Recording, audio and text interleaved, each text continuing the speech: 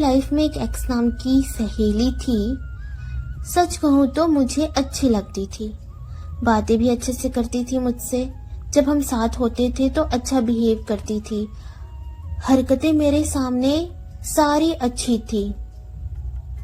इसके बावजूद मैं उस पर ट्रस्ट नहीं करी कभी भी। अगर कभी वो कुछ शेयर करती, अपनी बातें बताती मुझे, तो भी मैं उसे अपनी बातें नहीं बताती थी। और ऐसा कहीं लिखा भी तो नहीं है कि अगर कोई आप पर ट्रस्ट कर अपनी बातें बता रहा है तो आप भी इन रिटर्न ट्रस्ट करो, अपने भी सीक्रेट शेयर करो। ऐसा कहीं लिखा तो है नहीं। सच कहूँ तो मैं कभी उस पर ट्रस्ट कर ही नहीं पाई। वो फीलिंग कभी आई ही नहीं मेरे मन में। काफी समय बाद मुझे पता चला कि वो मेरी सहेली जो थी वो पीठ पीछे मेरे बारे में कुछ भी कहती। वो असल में मुझे पसंद नहीं करती थी।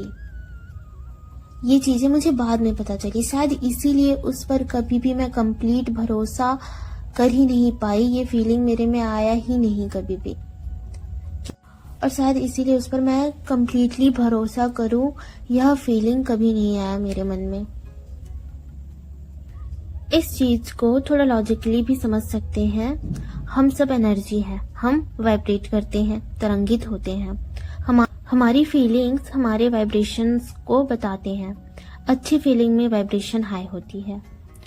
हुआ ये था कि मेरी सहेली के वर्ड्स, शब्द, वो जो मुझे बोलती थी, वह बस बोलने के लिए था, ऊपरी स्तर का था।